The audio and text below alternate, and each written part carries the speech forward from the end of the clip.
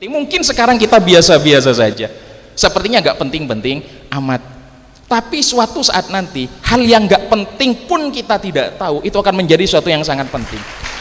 Itulah maksud saya, betapa pentingnya sebuah catatan, betapa pentingnya sebuah tulisan, betapa pentingnya sebuah oret-oretan sederhana. Apalagi ya kan, apalagi kalau kita mencatat hal-hal penting di sekitar kita mencatat masyayikh kita di sekitar kita ketika masih ada, ketika beliau masih ada, nggak kerasa kalau yang kita tulis itu penting-penting amat. Coba teman-teman buktikan kalau tidak percaya, buktikan seperti ini. Kita mutolaah, kita belajar dan kita nambah wawasan ilmu, itu sering hilang apa enggak?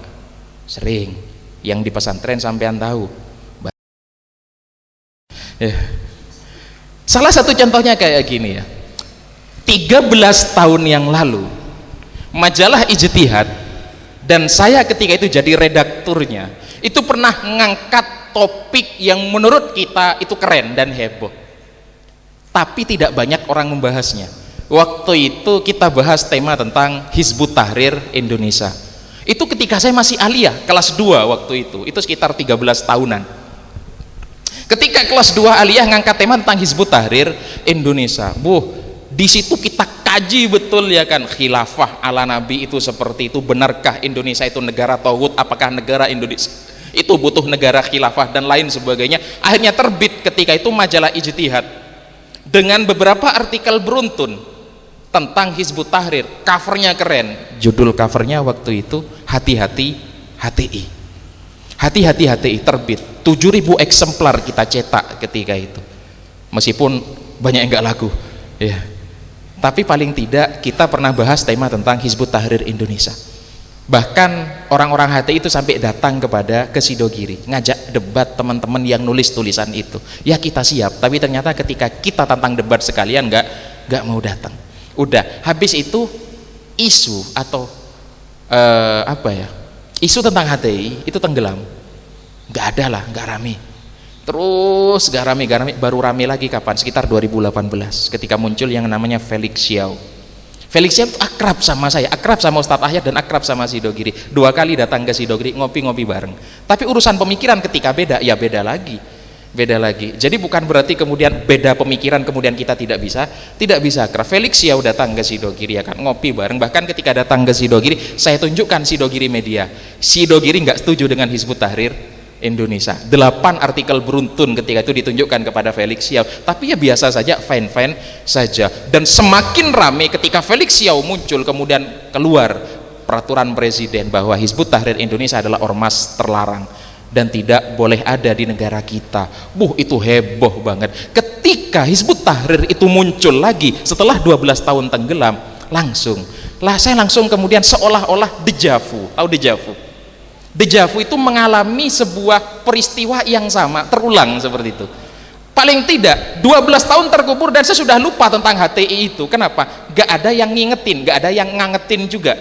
Ketika Felix Xiao muncul, saya pernah nulis itu.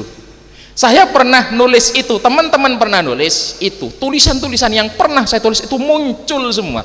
Apakah hafal lagi Pak? Apakah ingat betul? Ya enggak, tidak detail ingatnya, tapi kerangka besarnya itu sudah muncul semuanya. Kesimpulannya itu saya sudah tahu. Poin-poin kesalahan Hizbut Tahrir itu ada di mana? Kesalahannya ini. Apakah Indonesia butuh negara khilafah? Tidak. Apakah negara Indonesia itu negara tauhid? Bukan. Apakah khilafah ala HT itu sesuai dengan khilafah manhajin nubuwah? Tidak sesuai. Di mana tidak sesuainya? Muncul semua ketika itu. Jadi ketika itu ternyata betul bahwa wawasan yang pernah kita tuangkan dalam tulisan, maka tulisan itu menjadi pengikat di alam nyata sekaligus pengikat di alam bawah sadar kita.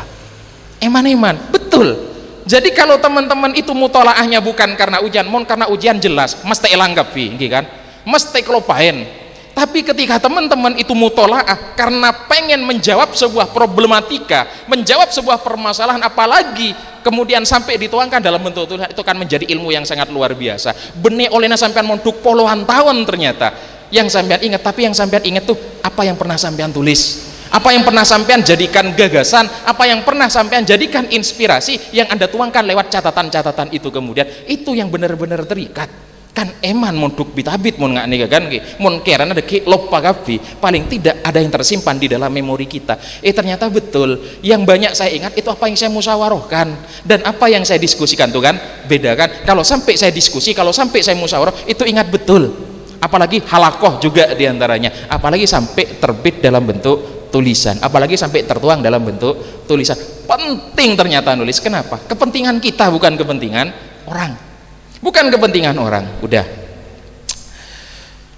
ngene nama gada lagi.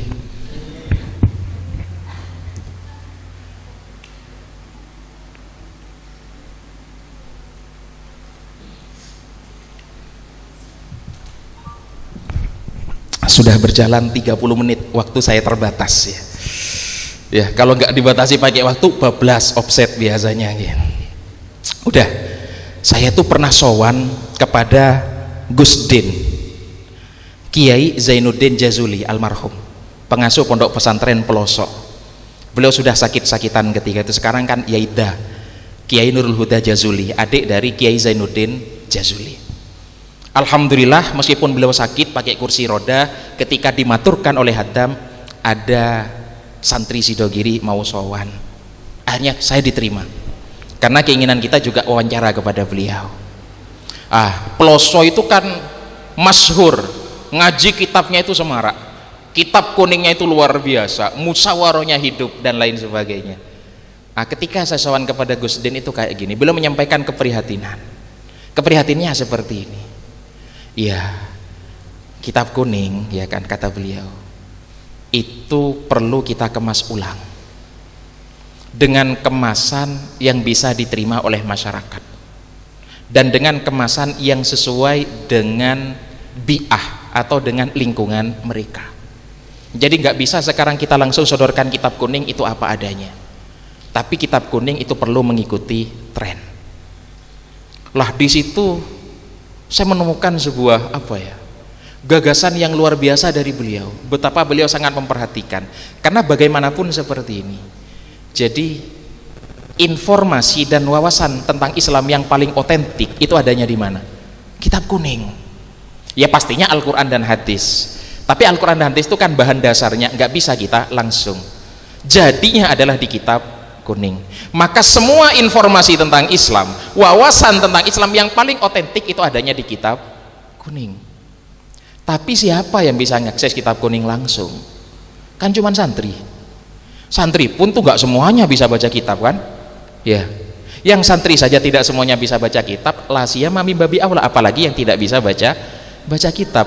Sedangkan info tentang Islam yang paling otentik, paling orisinil itu adanya di kitab kuning. Maka disitulah kemudian perlu kreativitas orang-orang yang punya kemampuan kitab kuning dipadukan dengan kreativitas untuk memolesnya sesuai dengan kebutuhan zaman, mengikuti tren yang sekarang lagi ngetren di tengah masyarakat. Maksudnya seperti ini lah. Kemudian saya simpulkan dawuh-dawuh beliau itu dalam bentuk tulisan. Kenapa beliau punya keprihatinan seperti itu? Sangat bisa dimaklumi. Kenapa?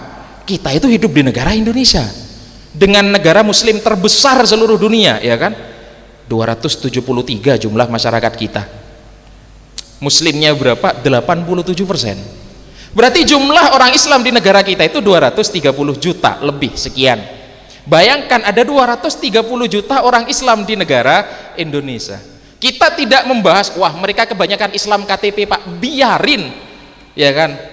Tapi dari sekian ratus juta orang Islam juga, ya kan? Banyak, bahkan juga ratusan juta jumlahnya mereka yang komitmen keislamannya itu kuat, dan ketika mereka menyatakan dirinya Islam, maka mereka ada komitmen keislaman yang harus mereka jalani. Mereka harus ibadah, ya kan? Mereka harus berakidah, mereka harus bersyariah, dan mereka juga harus menjalankan ritual-ritual apapun yang terkait tentang Islam. Intinya Pak, mereka butuh informasi tentang Islam. Yang kedua, mereka butuh tuntunan tentang Islam. Ketika mereka beragama Islam, sudah informasi tentang Islam. Yang kedua, tuntunan tentang Islam itu ada di mana? Ada di sumbernya. Sumber yang paling primer dan paling otoritatif, sumbernya di mana? Di kitab kuning. Kitab kuning adanya di mana? Di pesantren. Sehingga saya berani menjamin sumber keislaman yang paling otentik itu di mana? Pesantren. Yang paling terjaga itu di pesantren, bukan di luar. Jadi kalau mau belajar Islam yang paling otentik itu tempatnya di pesantren. Masalahnya sekarang kan gini, dari sekian 230 juta orang Islam yang nyantri itu berapa? Gak sampai 10% kan? Berarti di luar sana ada 200 juta orang lebih yang mereka itu haus, yang mereka itu lapar tentang apa? Info tentang Islam, lapar tentang tuntunan Islam dan lain sebagainya, dan mereka tidak mungkin datang ke pesantren, mereka tidak mungkin kemudian nyantri dan ngaji kitab-kitab di pesantren. Maka cara paling sederhana sekarang, apa yang mudah yang mereka lakukan? Yang mereka lakukan kemudian apa? Mereka mencari tuntunan tersebut, mereka mencari informasi tersebut dengan cara apa? Apa yang paling mudah sekarang? Ada gadget, ada laptop, ada internet, ada Mbah Google, ada Chrome di situ kan ya. Yang mereka lakukan apa? Ya mereka mencari informasi keislaman tersebut dengan cara paling sederhana. Jadi buka HP, kemudian klik Google Chrome, di Google tersebut, kemudian diketik apa yang mereka cari. Yang mereka cari ternyata gini, informasi keislaman yang paling banyak dicari itu hal-hal paling dasar terkait ibadah mereka sehari-hari. Jadi mereka nggak muluk-muluk nyarinya. Makanya kan clickbait istilahnya, kata kunci yang paling banyak dicari itu ternyata kata kunci dasar terkait mereka beragama. Makanya saya nyoba-nyoba, saya sambungkan dengan internet laptop saya dan saya coba buka apa yang saya tulis di situ. Tata cara sholat tahajud. Ya kan? Coba teman-teman lihat atau Anda buktikan sendiri. Ketika saya ketik ya, tata cara sholat tahajud, yang nulis siapa? Intip Seleb, ya kan? Suara Pemerintah ID. Terus yang nulis tentang sholat tahajud ini Tirto ID. Kemudian saya lanjutkan ada Sonora ID, tv1news.com, kemudian viva.co, kemudian juga ada suara.com, Media Indonesia, iNews, Bisnis, Ruang Guru 99.co, ada Insert Live, ada dream.co.id, ada pemerintah Provinsi Jambi. Kalau saya teruskan bola.com, ya kan?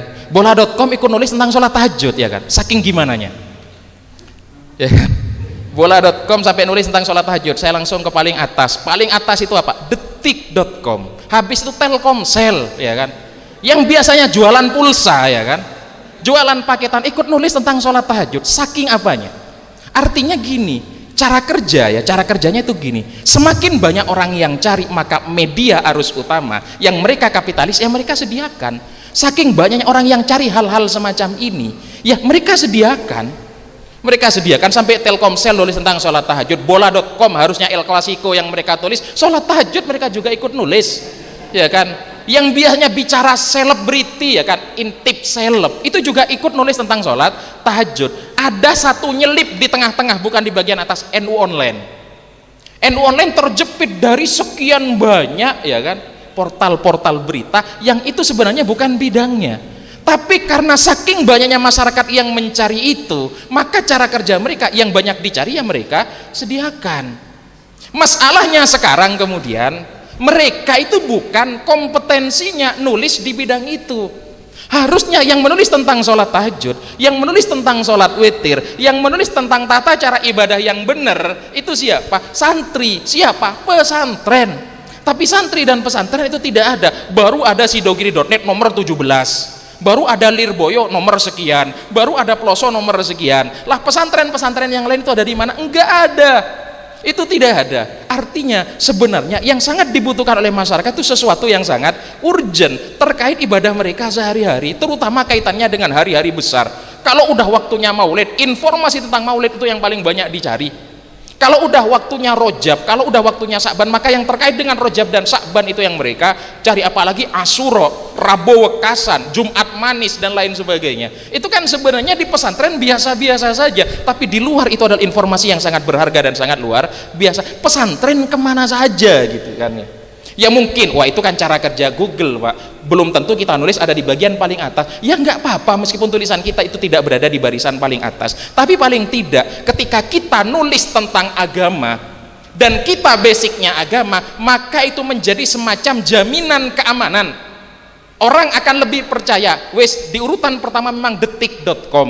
Kemudian Sidogiri ada di urutan 12. Maka ya wis, daripada baca punya detik.com dan lebih baik baca punya Sidori. Kenapa? Ini udah basicnya. Kenapa? Ini pesantren. Yang paling pas nulis tentang masalah agama adalah pesantren. Meskipun urutan kita kalah dengan cara kerja algoritma Google, tapi paling tidak dengan nama besar Nahdlatul Ulama, MWCNU, meskipun sekelas MWC tapi embel-embel Nahdlatul Ulamanya itu loh ya, itu menjadi semacam jaminan keamanan bahwa apa yang kita tulis itu benar-benar terjamin dan otentik. Lah kapan kita mau bergerak, ya kan? Kapan kita mau bergerak? Yang bergerak duluan itu ternyata media-media, harus utama media-media kapitalis. Sampai bola.com ikut nulis tentang sholat tahajud. Lah itulah gini maksudnya ya, di luar sana banyak orang haus, banyak orang dahaga, dan yang menyediakan itu bukan kita. Maka jangan salahkan siapa-siapa ketika sekarang pemahaman orang tentang Islam itu banyak yang tidak sesuai dengan apa yang kita inginkan. Kita sering nemu, lo kok gitu ya pahaman keislamannya, lo kok gitu ya cara ibadahnya, lo kok gitu ya bid'ah dan lain sebagainya, lo nggak sesuai sunnah dan lain sebagainya. Kenapa? Karena kita tidak ikut terjun. Kita itu besar, gede, tapi nggak produktif. Tidak produktif, kalah dengan mereka yang minoritas tapi mereka lebih militan urusan literasi, urusan bermedia dan lain sebagainya. Makanya betul, siapa yang menguasai media maka dia akan berkuasa. Kenapa? Media itu bisa membentuk opini publik. Makanya sekarang ya kan, bukan nyinggung siapa-siapa, tidak, sekarang itu banyak para caleg modal utamanya itu apa? Pencitraan. Pencitraan itu apa? Kan media kan, berarti media, padahal itu tidak sesuai dengan kenyataan. Lah itu hal-hal yang terjadi di sekitar kita. Artinya apa? Waktunya sekarang kita melek media, waktunya sekarang kita gini. Makanya ketika saya sowan kepada Gus Din, Ki Zainuddin Jazuli itu beliau dawuh seperti itu, sehingga kayak gini sekarang ya kan, pesantren termasuk juga Nahdlatul Ulama itu perlu kreatifnya seperti apa? Ngikutin tren. Jadi kita di pesantren itu dapat Fathul Qorib, dapat Sulam Taufik, tapi sekarang tampilannya itu bukan Fathul Qorib dan Sulam Taufik kepada masyarakat. Teman-teman yang senang nulis, maka tulis ulang apa yang ada dalam kitab Sulam Taufik dan juga Fathul Qorib itu dengan kemasan yang bisa diterima. Tulisan apa? Tulisan tentang tata cara ibadah yang simple dan sederhana. Taruh di dinding Facebook Anda. Kalau punya website, taruh di website. Kalau NU punya website, taruh di NU. Kenapa? Karena semakin punya nama website tersebut, maka semakin memberi jaminan sekaligus ketertarikan orang. Itu teman-teman yang mau nulis, wah saya nggak seneng nulis Pak, saya senengnya jadi konten kreator semua, silahkan. Jadi teman-teman udah punya pengetahuan Fathul Qorib, teman-teman seneng videografi, maka isinya Fathul Qorib tapi tampilannya adalah TikTok, tampilannya adalah YouTube. Teman-teman seneng gambar, silahkan gambar, grafis dan lain sebagainya, isinya Fathul Qorib dan ilmu-ilmu ya tentang tauhid dan lain sebagainya di pesantren, tapi tampilannya adalah Instagram. Tampilannya adalah bentuk grafis yang simpel dan sederhana, yang menarik. Teman-teman senang gambar kartun, ya isinya adalah ilmu pesantren tapi tampilannya adalah karikatur. Isinya ilmu pesantren tapi tampilannya adalah kartun. Dan banyak lagi yang bisa kita lakukan. Artinya kita punya kecenderungan di mana, monggo silahkan. Jadi bukan sekedar kita itu bermedia gabut kemudian cari viewer dan YouTuber gitu, enggak. Bukan itu saja, tapi kita punya misi, kita punya prinsip yang kita perjuangkan. Allah Rabbi, kapan materinya ini ya? Cerita dok dari awal. Ya Allah ya Rabbi subhanallah. Udah, sekarang saya masuk ke literasi ya. Teman-teman itu males sebenarnya kan ya tulis menulis. Teman-teman itu lebih tertarik pelatihan videografi, bikin konten kreator gitu kan ya. Teman-teman lebih menarik, wah apa, pelatihan fotografi, cara ambil angel yang keren itu gimana Pak, pelatihan desain grafis. Kalau udah pelatihan ada ya kan, bosen gitu kan ya. Padahal yang saya katakan ini pondasi. Kenapa? Gini, karena ketika tulis menulis itu udah mapan, literasi udah mapan, Anda mengembangkan ke model platform sosial media apapun itu mudah. Terus gini lagi kan ya, kerennya itu beda kan ya. Anda jadi YouTuber ya kan, kemudian subscribernya banyak, wih keren ya kan ya. Dengan Anda berhasil menerbitkan sebuah karya buku, meskipun dicetak nggak banyak-banyak amat ya kan, bobot kekerenannya itu beda. Kenapa? Karena yang berhasil menerbitkan sebuah karya itu kelihatan lebih intelek daripada sekedar jadi YouTuber. Kenapa? Berhasil menerbitkan sebuah karya. Dan lagian gini kan ya, kata ulama-ulama bahwa sehebat apapun Anda, sealim apapun Anda, ketika Anda belum mempunyai sebuah karya, maka keilmuan kita masih belum bisa dipertanggungjawabkan. Udah, kaitannya dengan tulis menulis, kaitannya dengan literasi itu kayak gini kan. Kalau saya terangkan, sudah saya di awal bercerita tentang Kiai Zainuddin Jazuli ya. Sekarang kalau saya tantang kepada teman-teman, teman-teman bisa apa enggak menceritakan Kiai Zainuddin Jazuli kepada saya, atau kepada orang tua kita, atau kepada teman-teman kita? Bisa apa enggak? Bisa apa enggak? Gak bisa ya kan? Tidak bisa. Termasuk juga teman-teman bisa apa enggak menceritakan tentang Kiai Fuad Nur Hasan, kiai saya, menceritakan kepada orang tua dan teman-teman di sekitar kita? Bisa apa enggak? Bisa, tapi sedikit, enggak banyak.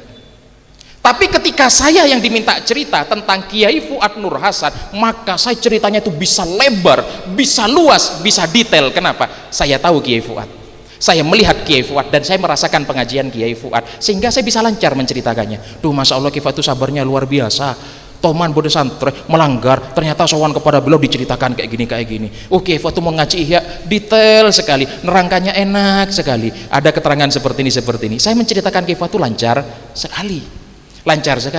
Beda kasus ketika saya diminta untuk menceritakan kiainya sampean, kita tahu sekali gula.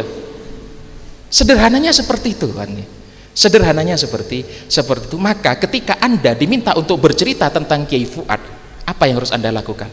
Cari tahu tentang Kiai Fuad. Dan masalahnya kenapa Anda tidak bisa menceritakan Kiai Fuad? Karena kita tidak punya pengetahuan tentang Kiai Fuad, kita tidak punya informasi tentang Kiai Fuad. Beda halnya kalau kita sudah tahu banyak, informasi sudah masuk ke kita, Kiai Fuad itu seperti ini, Kiai Fuad itu seperti itu, kita lancar menceritakan.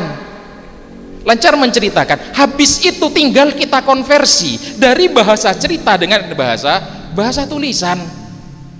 Jadi tinggal mengalih bahasakan dari bahasa cerita, bahasa lisan dengan bahasa tulisan, sehingga nulis itu sama persis. Kita tidak akan pernah bisa menulis tentang Kiai Fuad kalau kita tidak tahu apa-apa tentang Kiai Fuad. Sehingga problem utamanya kenapa teman-teman tidak bisa menulis, karena tidak tahu yang mau ditulis itu apa. Sehingga untuk mulai menulis ya cari tahu dulu apa yang mau Anda tulis. Ketika wawasan itu lengkap, mudah, lancar nulis itu, lancar. Karena tinggal mengalihkan dari bahasa lisan kepada bahasa tulisan, mudah banget, sangat mudah sekali. Makanya sering saya sampaikan kepada teman-teman ketika mulai mau menulis gini, salah satu tips dan resep kenapa di Sidogiri itu produktif tulis menulis. Sidogiri itu produktif. Kenapa saya katakan produktif? Ya karena saya mengalaminya. Buku itu tiap tahun di Sidogiri itu tidak boleh di bawah 10 judul. Harus lebih dari 10 judul buku yang terbit dari Sidogiri penerbit. Kemudian di Sidogiri itu ada majalah, jumlahnya 8. Yang prioritas itu adalah Sidogiri Media. Ada majalah Ijtihad, majalah Istimbat, Sidogiri Peduli, kemudian ada Tau'iyah, kemudian ada perpustakaan itu Maktabatuna dulu ya. Kemudian ada Nasyid ya kan. Ada beberapa majalah-majalah di Pondok Pesantren Sidogiri. Ya, kita tidak bicara medding di Sidogiri itu ada 22 ya kan. Sampai nggak nemu dinding untuk ditempati majalah dinding ya. Ya untungnya jedingnya lebar, jedingnya banyak, santrinya 13.000 yang laki-laki tok kan. Bayangin jedingnya ada berapa ya kan. Akhirnya medding yang nggak muat di dinding-dinding itu dipindah semua tempatnya. Ditaruh di mana? Di sepanjang jeding di Pondok Pesantren Sidogiri. Sampai ada plesetan di Sidogiri, medding itu bukan majalah dinding tapi majalah jeding. Ya. Itu di Sidogiri. Cuman ada hikmahnya. Hikmahnya apa? 13.000 santri kalau udah waktunya mandi, bayangin kan ya. Antrinya luar biasa, sampai 3, 4 itu ngantri di satu kamar mandi atau satu jeding. Jadi mereka berangkat ke kamar mandi bawa gayung isinya sabun, isinya sampo. Ngantri di situ satu persatu. Yang ngantri bukan orangnya, kenapa? Pengap di dalam. Jadi yang ngantri cuman gayungnya. Antrian pertama saya, gayung saya ditaruh. Antrian kedua teman saya, ini saya kedua. Antrian ketiga teman saya. Orangnya kemana? Keluar ngapain? Baca medding yang berjajar rapi di sepanjang dinding jeding. Akhirnya medding di Sidogiri itu pasti rame dan pasti kebaca. Udah. Cara kerja tulis menulis di Pondok Pesantren Sidogiri kayak apa sih? Kalau saya contohkan itu ibarat baca kitab. Nanti ini bumbu dapur rahasia sebenarnya kan ya. Bayangin Sidogiri itu gak ada pesantren formalnya loh ya. Gak ada sekolah formalnya, madrasah tok. Gak ada pelajaran umumnya, madrasah tok. Fan pokoknya fikih nahwu tauhid. Tingkatan pendidikannya i'dadiyah, ibtidaiyah, sanawiyah, aliyah. Beda formal Pak, sobung. Berarti saya nggak bisa pakai sepatu dan pakai celana. Karena saya nggak sekolah formal di pondok pesantren Sidogiri, tapi kok bisa Sidogiri itu bikin buku sampai 10 judul buku tiap tahun, 10 judul kitab tiap tahun, bisa nerbitin media sampai 8 bulletin dan majalah, kemudian meeting sampai sebanyak itu. Belajarnya di mana? Wong di kelas-kelas itu tidak ada literasi, tidak ada tulis menulis, dan tidak ada jurnalistik. Lah inilah bumbu dapur di Sidogiri, rahasia dapur. Tapi saya buka sekarang kepada teman-teman sekalian, kalau di pesantren teman-teman tidak melakukan kebangetan. Kenapa Sidogiri bisa? Ya teman-teman pasti bisa, pasti sangat bisa sekali. Udah, saya gambarin cara sederhana kayak gini. Di pondok pesantren Sidogiri, saya itu ya kan Alil, kemudian ada teman saya, sama namanya OSIS ini ya, namanya siapa? Yang keras Ihya, ya wis, ini Ihya, ini saya Alil ya kan. Ihya ini pinter kalau ujian kan, pinter, terutama waktunya nahwu itu 100 terus. Saya kalau udah waktunya nahwu itu merah terus ya kan. Oh Ihya ini kalau ujian wah keren. Suatu ketika sama Pak Guru ya, Pak gurunya Gus Muhammad ya kan, ya kan, Ihya baca kitab Ihya ya kan. Ihya ini pinter, nahwunya 100 pastinya, baca kitabnya itu lancar. Disuruh baca sama Gus Muhammad ya kan. Ketika baca Fathul Qorib kosongan, gak ada harokatnya. Faslun fi ahkamis sholati, betul udah judulnya. As-sholati luwatan ad-du'ai. Penyambung kaf bihajak nyaman kan gitu. Faslun fi ahkamis sholati, ti kan ya. As-sholati penorok sekali ya kan. Luwatan ad-du'ai ya kan. Pokok menyamanan pakai perasaan gitu kan ya. Lah kaget Gus Muhammad tadi, lah Ihya mae baca daiyah ya kan. Padahal Ihya itu 100 terus ketika dia ujian. Mae baca daiyah as-sholatir ya, mae baca as-sholati. Engki male saya baca kan seni kan norok ya kan. Ya kan. Kakek tak tahu mubtada taya. Lah ketika ditanya kamu nggak tahu mubtada, oneng kula ge. Mubtada isim yang dibaca rafa dirofakan amil maknawi tidak katanya. Hafalan. Kemudian luwatan ad-du'a, mak baca ad-du'a yang kenoro as-sholati malah nyaman gitu kan. Lah kakek tak tahu hobar taya Ihya. Hafal kula hobar kiai. Napa hobar? Isim yang dibaca rafa dirofakan oleh mubtada. Lemun kaki tahu mubtada tahu hobar, apa mak baca as-sholati benih as-sholatu, apa mak baca ad-du'a bukan ad-du'a. Lo kula tak oneng moneka mubtada kiai, kula tak oneng moneka hobar. Itu satu kejadian. Yang kedua, saya sama Gus Mama disuruh baca Alil, baca Lil katanya gitu. Apa merah tok kula tempat ujian. Ketika saya disuruh baca sama Gus Muhammad faslun fi ahkamis sholati, dengan percaya dirinya, as-sholatu luwatan ad-du'a'u, bener kapi Alil ya kan. Padahal ujiannya merah tok.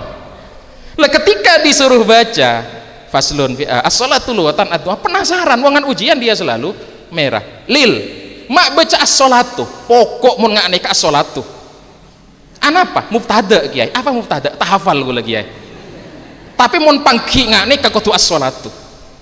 Lah area ad-du'a engke hobar nih kah, pokok mun pangki ngane ka kudu ad-du'a. Anapa hobar? Apa hobar ya Lil? Tak hafal gue lagi. Pokok mun pangki nikah hobar. Nikah hobar. Sudah, penulis di Sidogiri itu banyak. Termasuk saya wan, karena perintah, karena amanat. Mungkin saya jadi pimret, saya terlibat di media itu sudah 10 tahunan. Mungkin kalau dihitung artikel yang sudah pernah saya tulis itu udah ratusan artikel. Tapi mungkin teman-teman sekarang nanya ke saya, Pak, sampai ngerti nggak definisi artikel itu apa? Artikel ini kan apa, Pak? Macam-macamnya artikel itu ada berapa, dan sistematika penulisan artikel itu gimana caranya, mulai dari paragraf pertama, paragraf kedua, paragraf ketiga, ada paragraf pembuka, paragraf isi, kemudian paragraf penutup. Tiap paragraf harus ada induk kalimat, harus ada anak kalimat. Induk kalimat kalau ada di akhir namanya induktif, kalau ada di awal namanya deduktif. Macam-macamnya artikel, ada artikel argumentatif, ada artikel naratif, ada artikel deskriptif. Ya saya tahu karena saya buka Google. Saya tahu karena saya buka Google ya kan. Saya nggak ngerti artikel definisinya apa kan. Definisinya apa? Coba bayangin betapa ribetnya mahamin definisi artikel dari tadi ya kan. Bikin artikel harus terdiri dari beberapa paragraf. Belum kalau kita bikin berita 5W 1H katanya kan. Arya apalagi bahasa Inggris itu ruwet ya kan. 5W 1H. Terus gini, nulisnya kapan gitu kan ya. Nulisnya kapan kalau kita masih ribet tuh artikel. Ini baru nulis satu paragraf. Ini induk kalimatnya yang mana ini ya. Ini anak kalimatnya yang mana. Kemudian yang saya tulis ini artikel apa ya? Argumentatif, apa naratif, apa deskriptif. Jelimetnya bukan main. Jelimetnya bukan main. Lah, terus yang terjadi di Sidogiri bagaimana, Pak? Teori itu penting, materi itu penting, tapi tapi itu tidak dijejali duluan. Itu di pondok pesantren Sidogiri. Di Sidogiri materi itu sambil jalan untuk penajaman, pengasah, sekaligus biar tulisan yang dibuat santri Sido itu biar terstandar dengan standar yang bisa dipertanggungjawabkan. Mon ebeki kade ruwet tak noles, akhirnya kenapa? Menakutkan. Dan itu yang menjadi pembeda kenapa santri Sidogiri dengan para mahasiswa lebih produktif santri Sidogiri. Kan gini Wan ya, saya bersama Hoiron tadi sama teman-teman Sidogiri kan sering diundang kampus gitu kan ya. Untuk apa? Pelatihan menulis, diklat jurnalistik. Apa nggak salah alamat gitu loh ya?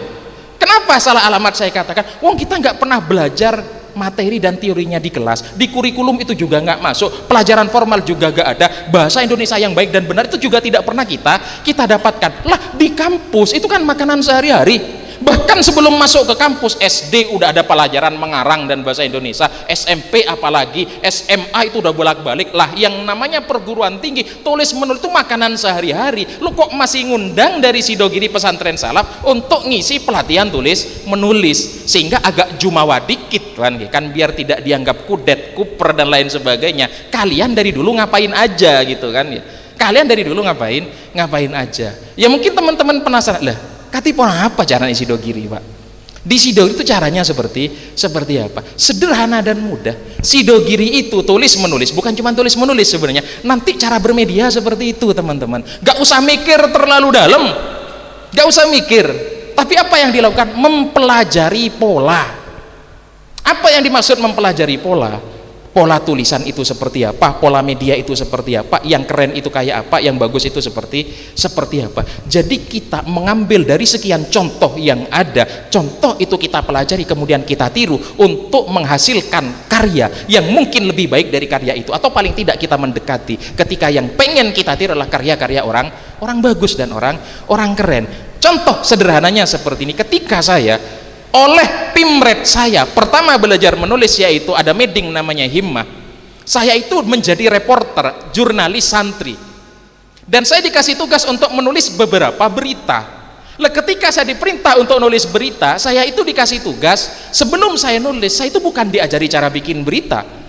Cara bikin berita gimana Pak? Enggak, saya enggak diajari caranya bikin berita. Tapi apa yang dilakukan? Saya langsung dikasih koran Jawa Pos, ada juga Radar Bromonya, ada juga Surya, ada juga Tempo, ada juga Gatra ketika itu. Ada sekitar 5 atau 6 koran dan majalah. Kemudian perintah dari atasan saya, berita ya kayak itu Lil katanya.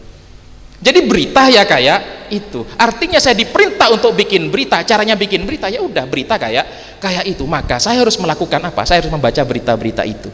Tapi ketika saya mulai membaca berita bukan untuk dapat informasi. Kalau sekadar dapat informasi kan scan selesai gitu aja, udah. Jadi berita olahraga, Real Madrid menang, selesai cukup. Tapi ketika perintahnya adalah saya diperintah bikin berita, dan berita kayak itu berarti saya baca beritanya detail. Oh ternyata berita olahraga itu dimulai dengan ini ya. Oh tengahnya seperti ini. Oh ternyata ditutup dengan ini. Oh kalau di Tempo beda lagi, cara menyusun berita olahraganya seperti ini. Kemudian tengahnya kayak gini, penutup seperti ini. Radar Bromo, oh beda lagi. Ternyata langsung masuk ke ini, di tengahnya seperti ini, kemudian akhirnya seperti ini. Setelah baca sekitar 5 berita, saya punya gambaran. Oh ternyata berita itu harus ada unsur ini. Caranya seperti tinggal konversi saja. Di Sidogiri ada Liga Santri. Liga Santri baru mulai sebagai bagian dari memeriahkan milad pondok pesantren Sidogiri. Ketika wartawan santri Sidogiri diminta untuk nulis berita, maka dia cukup melihat berita El Clasico Barcelona lawan Real Madrid, ya kan? Dipelajari cara bikin berita olahraga tersebut, kemudian ditarik kepada kasus yang ada di Sidogiri. Apa? Olahraga sepak bola yang ada di pondok pesantren Sidogiri. Jadi Barcelonanya diganti dengan asrama F, kemudian Real Madridnya kemudian diganti dengan asrama D. Pemain-pemainnya Lionel Messi diganti siapa gitu kan ya, pelatihnya siapa. Ternyata kan mudah dan sederhana. Jadi cari yang semomen, cari yang pas, dan cari yang sepola. Kalau kita nulis berita olahraga, ya cari berita-berita olahraga modelnya seperti apa. Kalau kita menulis artikel, ya sama. Artikel-artikel yang keren itu tulisannya siapa? Baca tulisan-tulisan tersebut sambil pelajari polanya. Oh ternyata ketika kita semakin sering baca, maka kita akan menemukan pola. Ternyata tulisan orang-orang bagus itu kayak gitu ya. Meskipun kita tidak langsung bisa membuat tulisan yang sama, kalau kita terus mengasah kemampuan kita, kita akan bisa membandingkan. Oh masih jauh kian, kita bisa nih Rosengkok, kita bisa, tapi Anda sudah bisa membandingkan tulisan saya masih jelek, dan Anda merasakan, oh berarti kita bisa menilai tulisan kita sendiri kapan? Ketika kita membandingkan dengan tulisan kita yang sudah selesai. Jadi simpel dan sangat sederhana. Itu yang terjadi di pondok pesantren Sidogiri. Bukan kemudian dijejali dengan teori, kemudian mereka suruh nulis. Tak bisa, apa? Kepekeran. Dan itu yang membuat teman-teman di luar itu nggak nekat, tidak senekat Sidogiri. Kenapa? Teorinya tahu dulu. Lah itulah kelebihan kita. Untung kita nggak tahu teorinya lebih dulu, makanya kita lebih nekat. Ibarat sebuah jalan, di jalan itu di depan banyak lubang. Kalau kita nggak tahu di situ ada lubang, los dol aja dilewatin, ya kan. Tapi ketika kita tuh di situ banyak lubang, tol ngatol ya, seperti jalan ke sini nih kan, ya mohon maaf gitu kan, ya maka kita akan berhati-hati. Oh sengak lubang, oh kalau perlu kita nggak lewat di jalan itu. Kenapa? Terlalu banyak lubang, terlalu banyak jeglongan di jalan tersebut. Sama seperti gini, macet ruwet ya aturan bikin artikel itu ya, sehingga artikel itu kemudian dibayangkan sesuatu yang menakutkan, sesuatu yang sangat menakutkan. Artinya gini, kita dituntut menulis harus bagus. Tuntutan harus bagus itulah yang membuat kita berat untuk memulai tulis menulis. Padahal nulis itu mudah, lebih mudah daripada kita berbicara.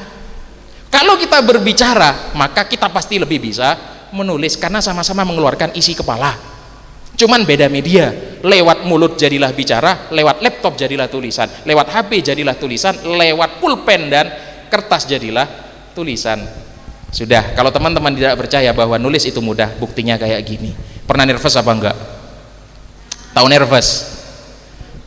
Nervous itu grogi, nervous itu ngeter, nervous itu deg-degan, ya kan? Contoh deg-degan apa? Ketika sama Pak Guru suruh maju, suruh nerangkan, deg-degan apa enggak?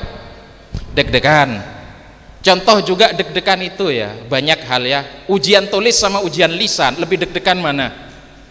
Ujian lisan. Ketika kita deg-degan, kita lancar bicara apa enggak? Sama sekali tidak. Ilmu yang kita dapatkan puluhan tahun di pesantren itu bisa hilang dalam 10 detik, ngeblank ketika kita nervous. Ternyata kita mengalami kesulitan bicara. Contoh sederhana, kalau kita tidak terbiasa bicara, sekedar angkat tangan saja untuk bertanya kepada guru itu deg-degan udah. Kalau udah deg-degan, pertanyaan kita salbut, tidak sistematis dan tidak seperti biasanya. Itu kan beda kan? Berarti ketika kita nervous, kita itu tidak bisa mengungkapkan, tidak bisa lancar berbicara. Termasuk juga deg-degan itu kapan? Ketika kita berhadapan dengan lawan jenis, ya apa enggak?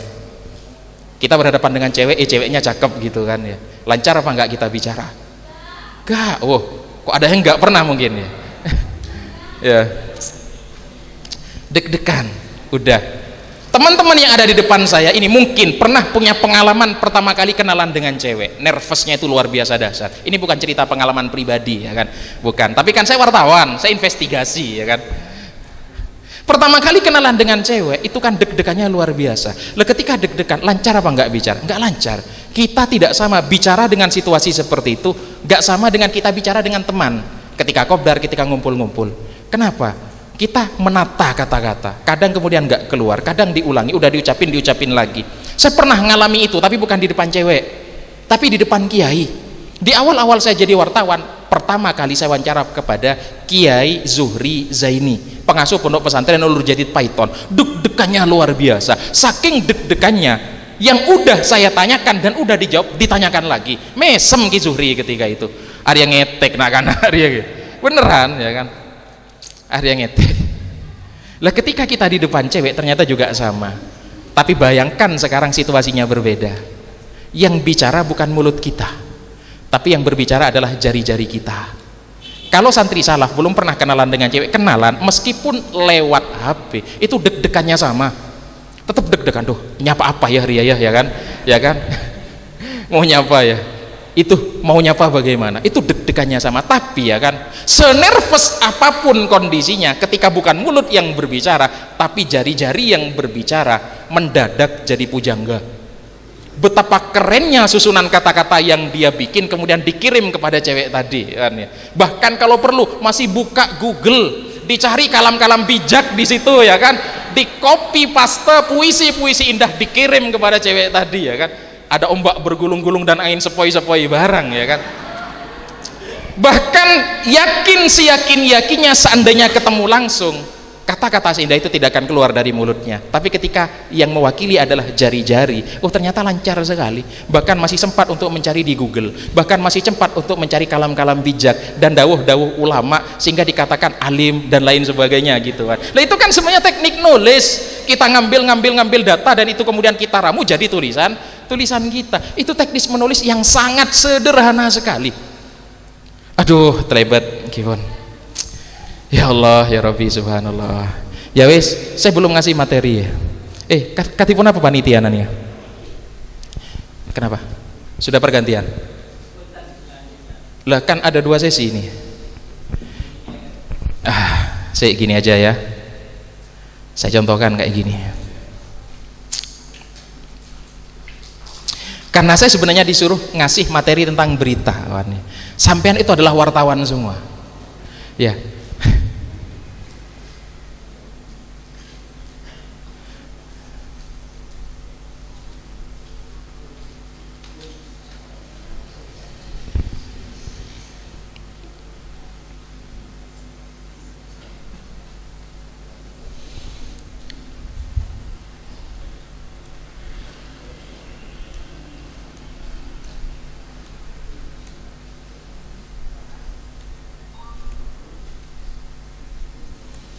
Ada sebuah ayat dalam Al-Quran, wa ma'alaina ilal balagh.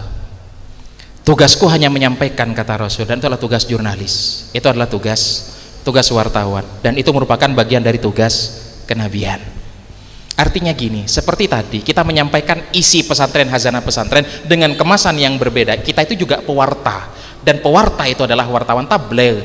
Kita itu perlu menyampaikan hazanah pesantren, disampaikan kepada siapa? Disampaikan kepada orang yang membutuhkan. Kemasannya terserah suka-suka, yang penting bisa diterima oleh mereka. Maka ketika Anda melakukan itu berarti Anda adalah seorang mubaligh, Anda seorang wartawan, Anda seorang jurnalis. Seorang jurnalis, cuman dalam kita menjadi seorang jurnalis dan kita akan menyampaikan sebuah informasi itu adalah berita, kita itu ada aturannya, kita itu ada kode etiknya, kita itu ada aturan mainnya. Udah dari dulu mungkin teman-teman udah kenal yang namanya 5W1H, tapi ini ribet banget, saya nggak bisa hafal kan? Karena ini bahasa Inggris. Kalau teman-teman ingat 5W1H itu apa aja? What? W yang kedua? When? W yang ketiga? Where? W yang keempat? Who? W yang kelima? Why? Ya, why? Ya kan? Ngapa lagi riana tok ruwet nih kan? Kemudian yang terakhir H. H itu apa? How? Ya, sudah saya jamin gini kan ya, saya jamin keluar dari tempat ini Anda jadi wartawan semua dan bisa bikin berita semua.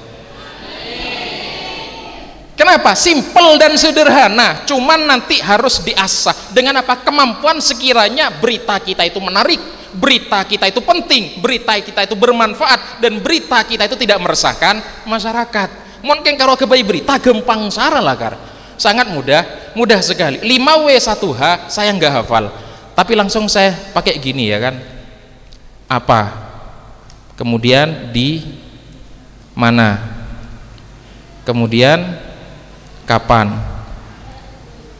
kemudian siapa, kemudian mengapa. Udah ya, udah. Apa, di mana, kapan, siapa, mengapa, kemudian bagaimana, how.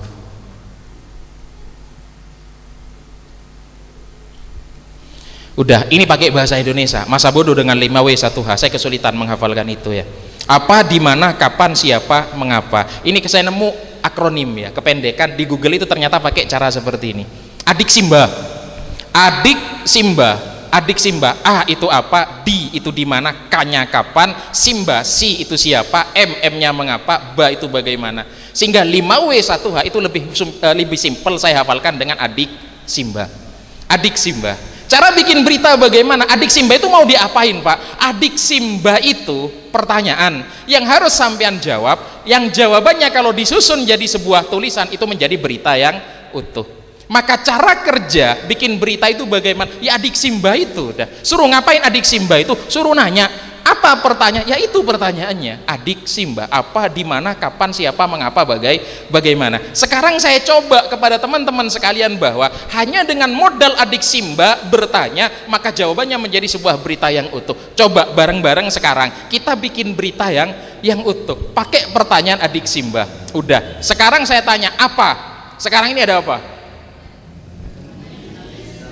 Sekarang ini ada ngaji dan praktek jurnalis. Ada ngaji jurnalistik, itu udah apa? Ya kan. Kemudian pertanyaan kedua, di mana? Kantor MWC NU Kokop. Ya kan. Kantor MWC NU Kokop itu ada di mana? Ada di Kokop. Apa lagi? Apa desanya sini kan? Dupo, Kokop, Bangkalan.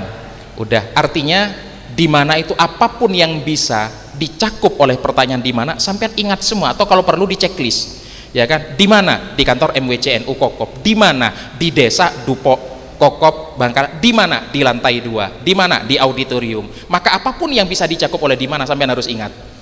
Kemudian selanjutnya, kapan? Ya, kapan? Ya kan, tanggal 1 Desember 2023. Kapan? Sak jamnya mungkin sampai ingat kapan. Pokok semua pertanyaan tentang kapan yang bisa Anda jawab itu sampean ingat-ingat. Kemudian siapa? Siapa dalam acara ini? Maka semua yang terlibat dalam acara ini itu bisa dicakup dalam pertanyaan siapa. Ada siapa dalam acara ini? Ada Alil Wafa. Siapa Alil Wafa? Pimret Sidogiri Media. Ada siapa? Ada kru Sidogiri Media. Ada siapa? Ada pengurus MWCNU. Ada siapa lagi? Ada peserta. Peserta ini siapa? Macam-macam dari berbagai pesantren. Ada siapa lagi? Semua yang bisa dicakup pakai pertanyaan siapa, sampean ingat. Kalau perlu sampean tulis. Jadi siapa saja? Ada panitia, ada pemateri, ada peserta. Pesertanya itu siapa saja? Pokok siapa bisa ditanyakan, sampean ingat-ingat jawabannya. Kemudian mengapa? Mengapa ada acara ini? Ya, sudah. Mengapa ada acara ini? Tahu apa enggak? Sudah. Yang tahu, ya, mengapa itu kan berarti tujuan. Mengapa itu latar belakang. Sampai tahu apa enggak kenapa acara ini dilaksanakan? Anda enggak tahu, ya kan? Yang tahu adalah yang menyelenggarakan. Yang menyelenggarakan siapa? Panitia. Panitianya adalah MWC NU. Maka karena Anda tidak tahu, berarti Anda harus cari tahu. Maka bikin berita tidak akan pernah lepas dengan yang namanya bukan tahu, cari tahu. Dan cari tahu itu harus nanya, dan nanya itu namanya interview. Bahasa lainnya adalah wawancara. Maka bikin berita tidak akan pernah lepas dari yang namanya wawancara. Kenapa? Karena ada bagian dari pertanyaan yang tidak bisa kita jawab sendiri. Jadi kalau ada apa, apa, di mana, kapan, kita mengalaminya, kita bisa tahu. Tapi ketika pertanyaannya mengapa acara dilaksanakan, itu bukan Anda yang punya hak, tapi penyelenggaranya. Apa sih Pak Mak mendaki acara nikah? Oh iya, biar ini menjadi wadah silaturahim semua pesantren, medianya biar jalan. Kemudian MWCNU punya media yang bagus, pengen dari acara ini nanti lahir penulis-penulis hebat, pengen kemudian pesantren melek media semuanya. Itu kan pertanyaan mengapa. Sebanyak apapun Anda bisa menginventarisir, itu semakin bagus. Sebanyak apapun teman-teman bisa mengumpulkan jawaban, itu semakin bagus. Nanya kepada siapa? Nanya kepada yang tahu jawabannya. Siapa yang menyelenggarakan? Maka bikin berita, maka wajib ada interview, harus cari tahu. Kecuali kalau memang teman-teman udah tahu. Kalau udah tahu dari awal, berarti gak butuh wawancara. Udah, kapan, siapa, mengapa, bagaimana. Bagaimana acara ini? Sukses, iya. Bagus, iya. Menarik, iya. Kenapa menarik, iya kan? Sukses, menarik, iya. Bagaimana itu sebenarnya proses. Bagaimana itu jalannya acara ini. Jadi dari awal Anda menceritakan prosesnya, itu Anda sudah menjawab dari pertanyaan bagaimana acara ini. Oh, acara ini berjalan dengan baik, dimulai dari jam 8 meskipun agak telat. Itu kan menceritakan bagaimana sebenarnya, ya kan? Jam 8